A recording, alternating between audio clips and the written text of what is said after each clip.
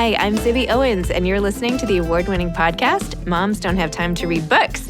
If you like this podcast, you will love my new anthology called Moms Don't Have Time to Have Kids. Check it out, and you'll hear from 49 authors about all sorts of things moms don't have time to do. All the authors have been on this podcast. Also, check out my TikTok with Zibby and Tracy, my other podcast, Sex Talk with Zibby and Tracy. Check out Moms Don't Have Time to Write on Medium. And of course, my new publishing company called Zibby Books. And now back to our daily author interview site and a quick hello from some of my kids. Hi. Hi. Hello. Enjoy the show. If you like this podcast, you will love my new anthology called Moms Don't Have Time to Have Kids. Here's a little snippet by one of the authors from the anthology. Hi, my name is Melissa Schultz, and I'm thrilled to have contributed to Moms Don't Have Time to Have Kids. My essay is called Sunlight Through an Angled Window, and what I really don't have time for is doing nothing. Still, I try to do a little nothing every day. Kate Bowler is the author of No Cure for Being Human and Other Truths I Need to Hear.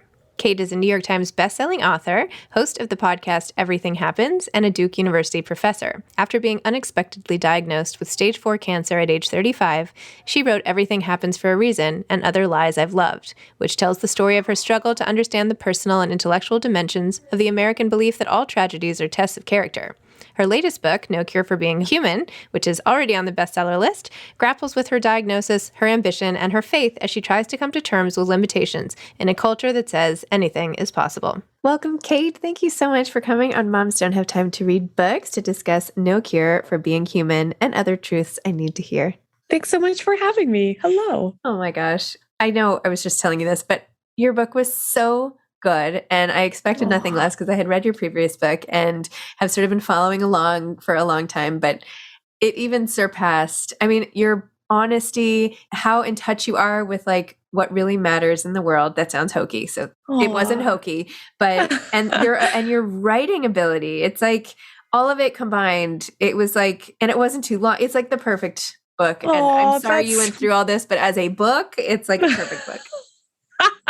That absolutely makes my life. Thank you so much for saying that. When I write, I try so hard to like get into a mental space where I'm saying that it's usually either like the hardest thing or the funniest thing that has happened, which usually like hits me in the same way, but it's not something I usually say out loud to somebody. And so it feels really special to have people read it and then to feel kind of really known in that. So thanks so much. Sure.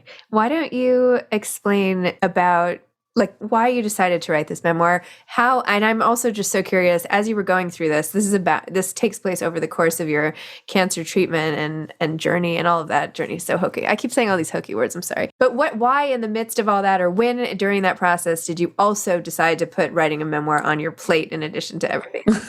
Yeah. Well, I was diagnosed with stage 4 colon cancer when I was 35. And that just blew up the life that I had before. The life I had before was, I had so many dreams of being a fancy historian, and I was going to have a lot of gargoyles in my presence. And like, I imagined I'd be sipping port. And I really thought like I had a whole life, like I've seen people retire at 80 something with these glorious intellectual lives. And I figured I just had decades to be that person that I'd hoped to be. And then when I very suddenly found out that I was not likely to survive the year, and that then I had to really try to put together a version of what it would mean to live. And at first I was really kind of struck by all the problems of like a crisis where you're like, why is this happening? It's so overwhelming. I have this little adorable, I had like a 2-year-old at the time who was just all smushy and googly-eyed, and this husband I had loved since I was 14. And the intensity of that moment was really what started me writing in the first place, because I realized that I was not equipped to deal with the fact that I suddenly felt like I was a problem that everyone was trying to explain. And so because I'm a historian who studies cultural scripts, like the stories that we tell, especially the spiritual stories that we tell, I just wanted to keep writing, because as I moved from a crisis to a chronic condition, I realized that the advice never stopped. All of a sudden it went from why is this happening to you? To, well, just be present, or you only live once, or make sure to empty that inbox and create that side hustle. And I was like, oh no, I will forever be attempted to be solved by green smoothies. So I just kept writing to try to make sense of all the formulas I was being handed. Interesting. So were you literally writing alongside as everything happened, or did you just take notes, or did you do it at the end? Like, when did it all happen? Yeah. When something, I usually write in little snippets because, well, my life is very surreal. And so I tend to have like, I went from this massive, you're probably going to die this year, to a series of life-threatening surgeries, and then to a very prolonged sense that and I still have them every 6 months, I have kind of a big sort of cliff I walk up to the edge of in terms of my health. And so in the midst of that, I just found that I was going to have to learn how to pivot really fast, like pivot between a hospital day and then clicking back in and trying to be a mom, and also just not being a dink friend where you actually remember people's birthdays and that they do need to talk about that boyfriend they need to break up with. So in the pivoting fast, I found that my life was almost like, those like little click, click, click, click, those, remember the like slide view things from when we were little, and every scene was so different. And so I think I was just writing to try to make sense of how to live in so many different kinds of time, like ordinary time and crisis time, and just be a normal person at this kid's birthday time, that sort of thing. Oh, and then pandemic time, I suppose. And you also just kind of wove in with everyone these like light commentaries or histories, or you like put it all in context or something. Like it was you like very subtly kind of like drew back the lens and gave us some context, and then like zoomed back in again for a close up, which is also really interesting. And you can tell how great you are at like research and everything. I mean, even all the stuff you were saying about digging into all the data, and I mean, basically figuring out your own diagnosis at one point. And like, I was like, I cannot believe she figured this out. That there could be such an error, that people could be so rushed that it would really it would have to fall on you, the patient, and your giant brain to like decipher all the data.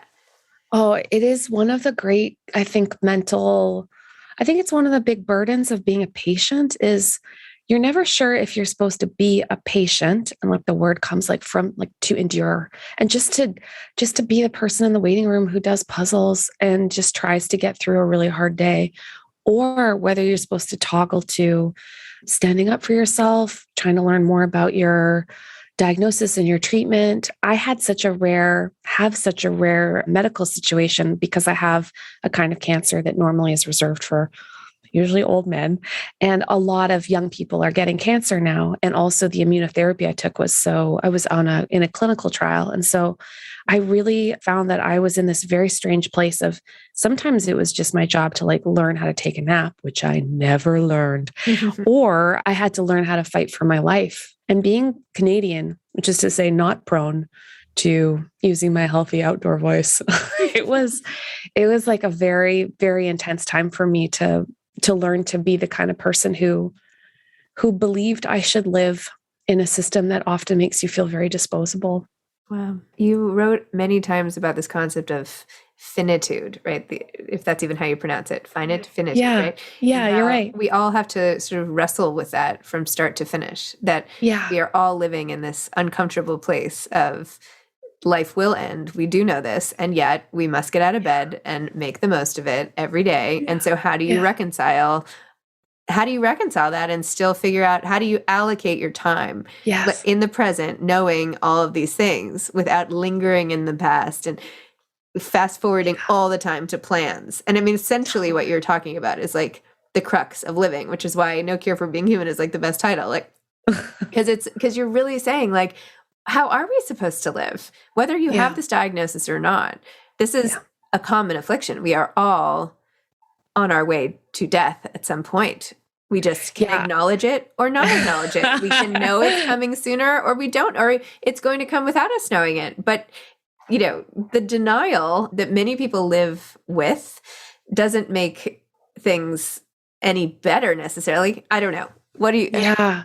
Yeah, because I mean, Because I just love the word finitude because I really just like thinking about the problem we have of whether things feel like enough. We always want the math of our life to just add up to more and more and more and more. And I think this is like a really intense problem, especially for Americans, she said lovingly, because they're so future obsessed. Like everything is, even if someone's caught in a terrible thing they've done in the past, in those celebrity interviews, it's always my favorite moment where they go, but it made me who I am today. As if like the past is always just this inevitable rush into the present. And then from then, we're always just supposed to be pouring into our endless, best life now, tomorrow's a brighter, little orphan Annie, tomorrow. And the solution to that, of course, is that there is no solution, especially as people who love lots of people. Like as I know as a parent, I felt this so acutely because at first I was like, oh crap, I'm just a ticking bomb. And now I have to count my minutes. But that attitude was never going to make me a better mom, a kinder friend, because you really can't transform all of your minutes into moments. Like every sitting in traffic isn't going to be like an existential breakthrough for us. Like sometimes I think maybe just the wisdom to know the difference between the two is be like, all right, sometimes they're just minutes. And then other time and other times are moments. And moments doesn't mean that we have to be like always carting our kid off to Disneyland or trying to make like pancakes in the shape of a bear. Though that is always actually a really good idea. I am not good at making pancakes in shapes. I have tried that. I don't know what I'm doing wrong. I mean, and I'm also afraid to put like the cookie cutter on the pan because isn't it going to burn? Right? It's a terrible. You're right. Yeah, it just like scrapes off the Teflon. Yeah. Awful idea. So I don't know. I lack that. I would like. I envy the people out there who can make, Mickey shape. I don't know. Elaborate pancake things. Anyway, but Kate, like even the way you write, and I have to say I read a lot of this, but I also listened to a couple chapters when my daughter was in the car. And I literally paused it. I was like, did you hear that sentence? Like, did you hear that? And she was like, yeah. Your sentences even. I mean, hold on. Let me just try to find a couple examples because I dog-eared like every other page here. Let's see. I like this. Okay. Today will be as ordinary as yesterday, days and weeks working out the consequences of the moments that came before. We like to imagine that we are starring in an extended morality play where lessons are learned and the hero never dies. But in fact, we must make do with the fact that there will be weddings and funerals again this year, and everyone will still spend most of their evenings watching Netflix. This is a kind of freedom. The only question is how we should live under the burden of it. It's this whole notion of like making things count. Here, wait, let me read another one. Let's see. The produce store. Oh, that was funny. The produce and your mom like stops traffic to talk about the apple. My mom's always yelling. She's always interrupting like some big moment to be like, girls. There are 3 kinds of apples. And I just thought it was absolutely delusional until I can hear it in myself every 30 seconds. Does everyone have what they need? This other scene too about your mom. You said, my mother, no matter how grateful she is to good medicine, will always see my surgeons as butchers. They cut thick lines that crisscrossed under my clavicle, bisected my stomach, and swooped down from my sternum. And when she saw me lying on her couch, my shirt accidentally exposing the puckered seams of my scars, she couldn't help herself. If you don't mind, she said quickly, and leaned over and kissed my stomach before I could reply. This is the burden of a mother's love. How it must hover without landing. Oh.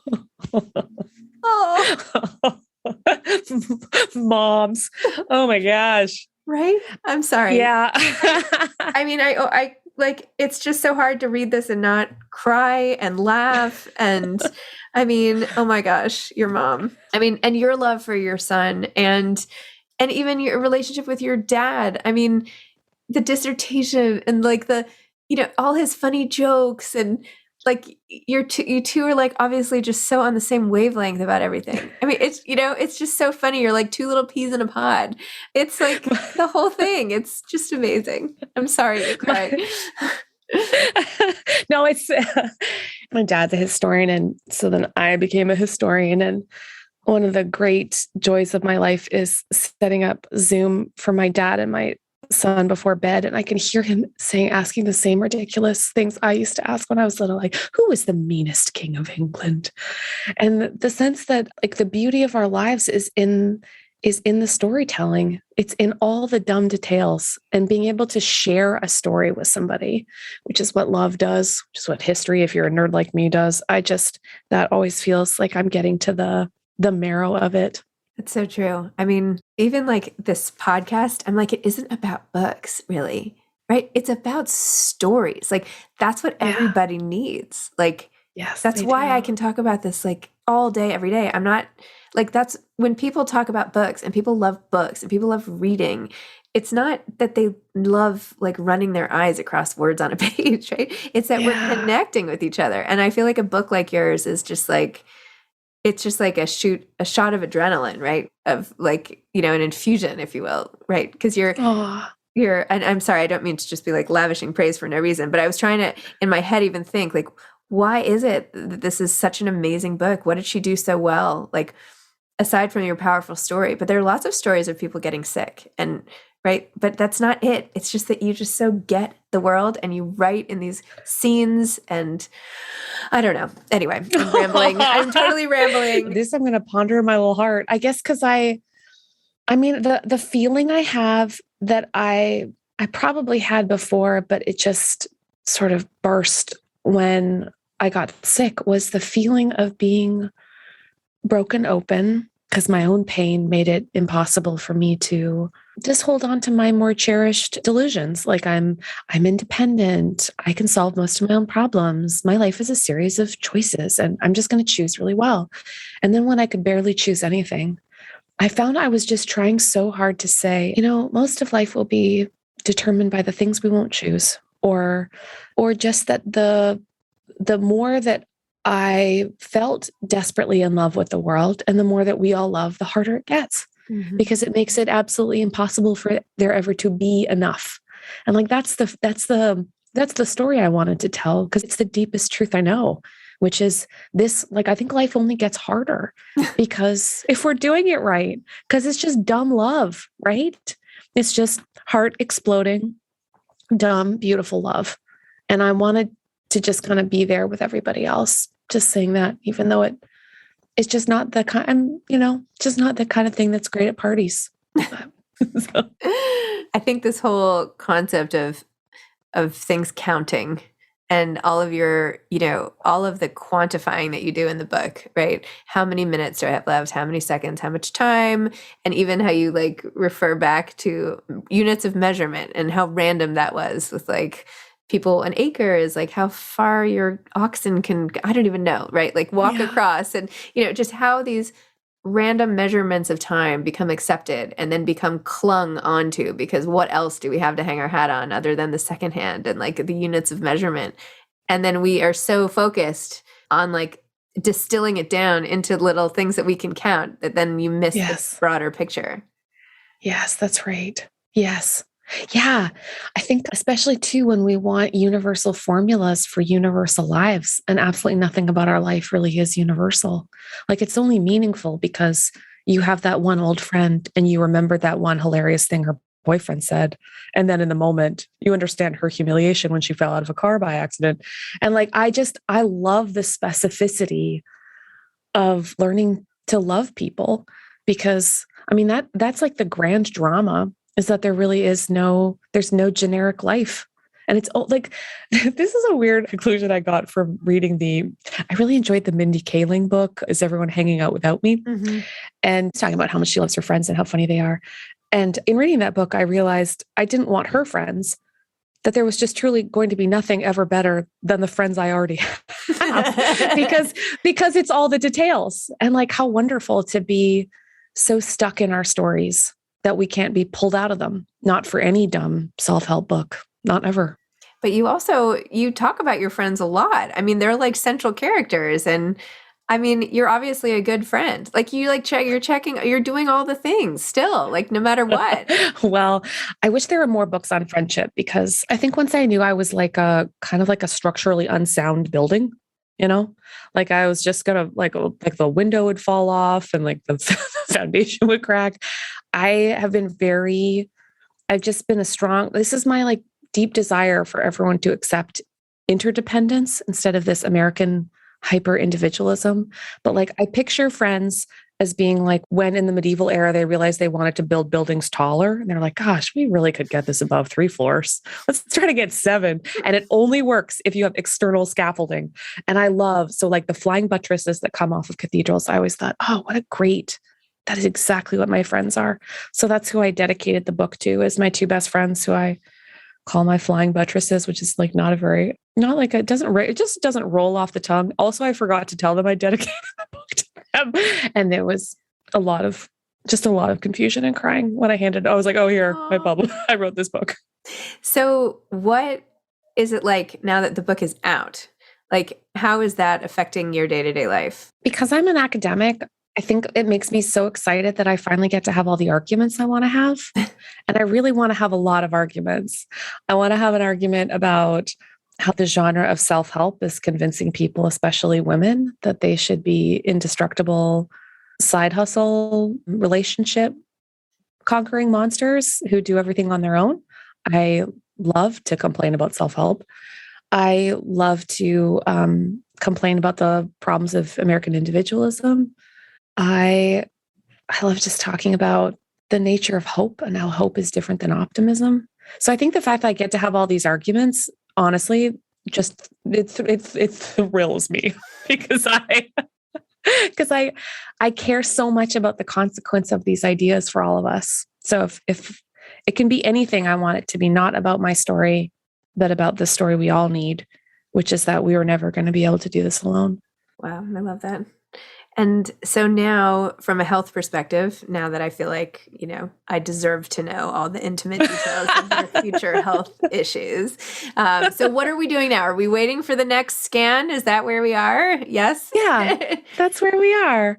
Yeah, I'm kind of on the, like if there's like a health superhighway, I'm sort of on the bumpy adjacent road. Service road? Yeah, I'm on the service road. Yes. Exactly. I am on the service. That's a perfect. Thank you. I'll remember that. Yes, I'm on the service road. So things are always there. I mean, they're so much better than before. But I think for me, cancer, like life, will just kind of remain a chronic condition. Wow. And I know you're so anti-bucket list, and with good reason, and all of that is good. And I know you don't want to plan too much and, get distracted. So I hesitate to even ask, like, what's next? But when you look even just in the next week or like the next month or the next few minutes, like, what are you most looking forward to? Yeah. Well, because I think I'm very anti-bucket list because, I do think it is just our endless sense of trying to finish our lives. But I love dreaming. And I think it's such a beautiful thing to even let ourselves dream. And my dreams are usually really weird. Well, I'd really like to write. I'd really like to write another book. Yeah. I want to write essays about, like lately I was just so mad about how people were using the term manifesting. So I'd like to write something like that. I wrote a little devotional book that'll come out in February called Good Enough. So I was trying to think about what could we reach for instead of perfect? And I was like, oh, good enough. So that made me laugh. I'd really like to go out in my camper with my husband and son and like see some ridiculous things like world's largest golf ball kinds of stuff. Mm-hmm. So I think that would make just accommodating to this limited horizon of both health and the pandemic means I'd like to create some lovely joys that are about 3 to 6 months out of reach. The camper does not sound like a joy to me, but my son, my littlest guy, asks me all the time, can we go on a camper trip? I don't know. He must have seen it on YouTube or something. And I'm kind of like, no, probably not. No, we can have other dreams. If you want to pick up a New Yorker who will be like, where's my iPad after 5 minutes in the camper? I'm sure you would have an I'll roll on through. That's awesome. In your travels. What advice would you have to aspiring authors? Oh, yeah. I think I only started writing when I gave up the pride that I had to be good.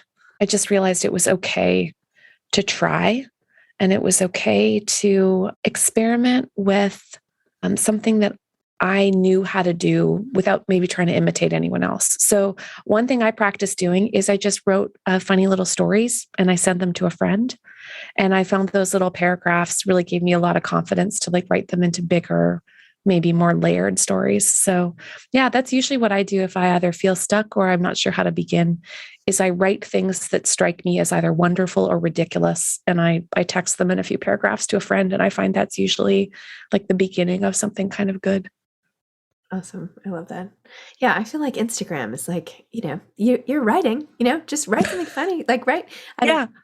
Get on there. Totally. Just like mind the moments. Yeah, that's right. Kate, thank you for this book. Thank you for sharing the pain that you went through in so many ways, and the personal, like, just thanks for opening up your door and letting us all in. And like, I feel like, we got to sort of like a little fly and I'm looking for a better expression than fly on the wall, but it's like watching a really sad but uplifting movie where you're just like so rooting for the main character, and you're like, don't talk to me while I watch the end of this movie. Go away. I have to see what happens. And then you like kind of cry when it's over because of the journey of it, but also, because of what happened. I don't know. It makes us feel. Aww. That's the best thing a book can do, is like make you really feel. So yeah. Wow. Thank you for rooting for me. I am totally rooting for you. And good luck with everything. Keep writing. Thanks so much. You should write for Moms No Time to Write. If you ever have extra essays floating around, I have like a whole Medium site. So aw, that sounds great. Okay. Thanks, hon. All right. What a beautiful time. All right. Have a great day. You too. I'll think of you while camping when it's a bad idea. When it breaks down, I'll think of you. Me while camping. And if you want to trade kids, Yeah. Done. Okay. All right. Take care. Bye. Bye. Thanks for listening to this episode of Moms Don't Have Time to Read Books. Don't forget to follow me on Instagram at Zibby Owens and at Moms Don't Have Time to Read Books. Also sign up for my newsletter at zibbyowens.com and sign up for my virtual book club and meet lots of authors on Zoom every other week. Thanks so much to Steve and Ryan at Texture Sound for the sound editing. And thank you to Morning Moon Productions for providing this fantastic intro and outro music.